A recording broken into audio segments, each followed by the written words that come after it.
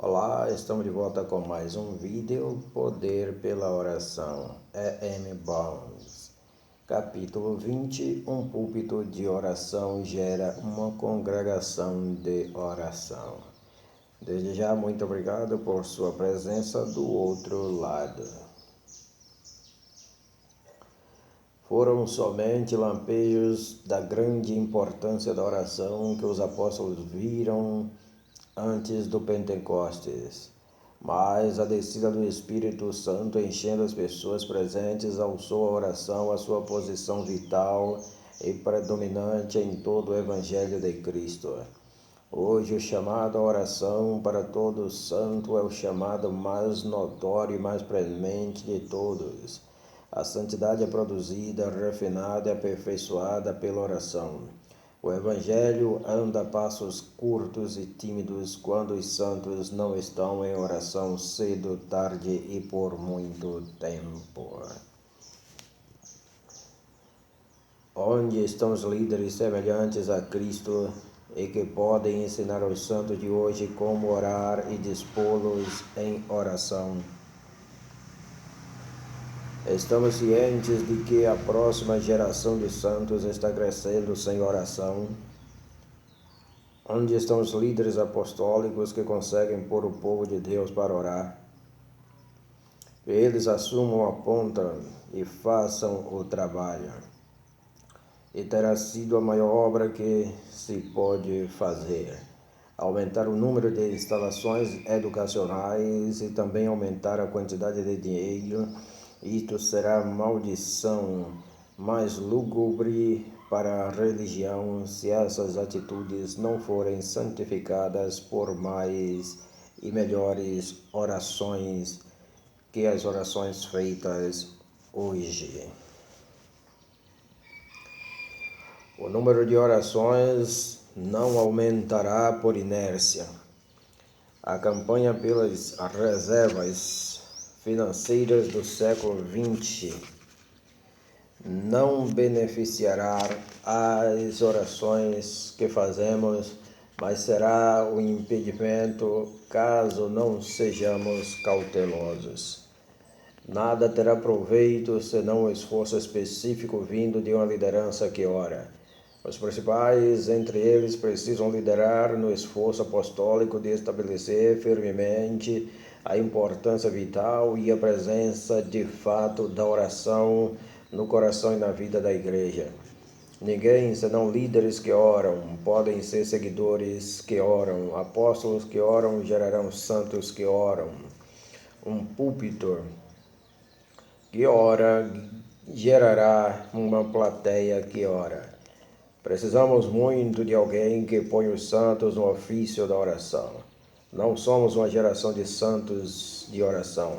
Santos que não oram são um bando de santos mendicantes que não possuem o ardor, a beleza ou o poder dos santos. Quem recuperará tal ruptura? O maior entre todos os reformadores e apóstolos será aquele que puser a igreja para orar. Apresentamos esse julgamento como o mais sóbrio que podemos conceber.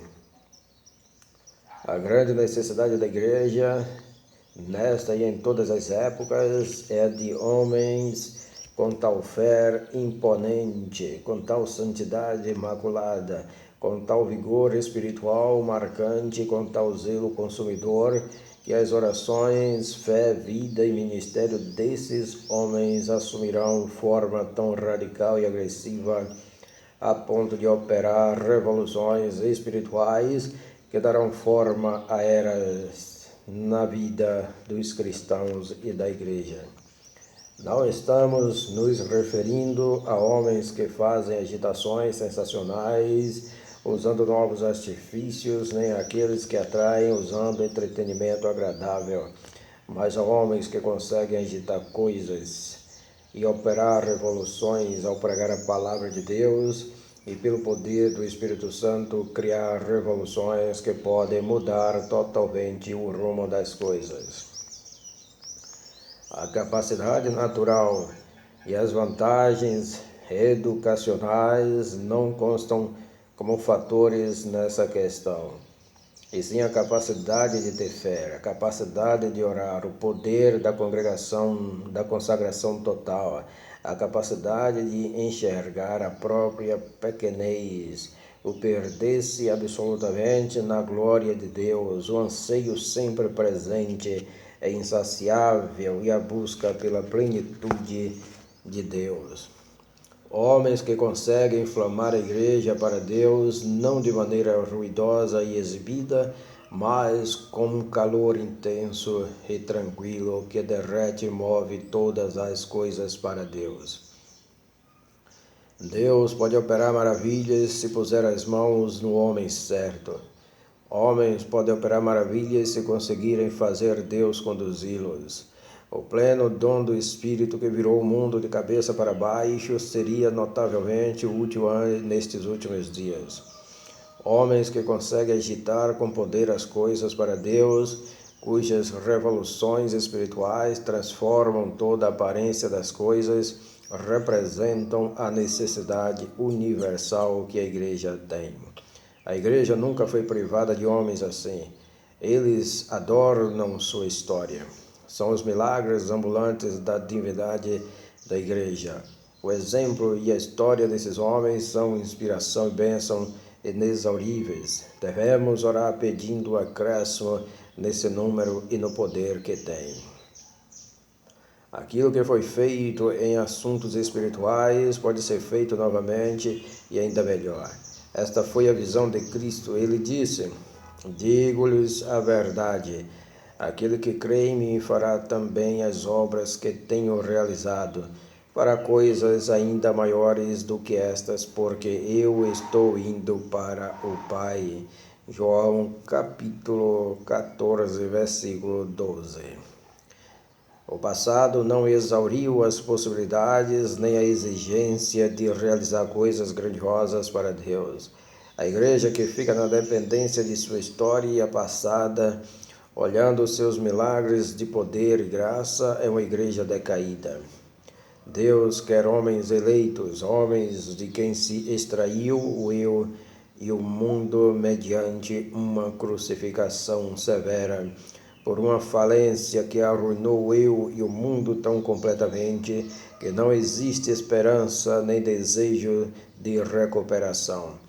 Homens que por essa falência e crucificação voltaram-se para Deus com o coração perfeito. Oremos ardorosamente para que a promessa de Deus quanto à oração seja mais do que cumprida. E aqui finda esses vídeos poder pela oração de E.M. Bounds. Muito obrigado por sua presença do outro lado. Deus continue vos abençoando poderosamente. Amém.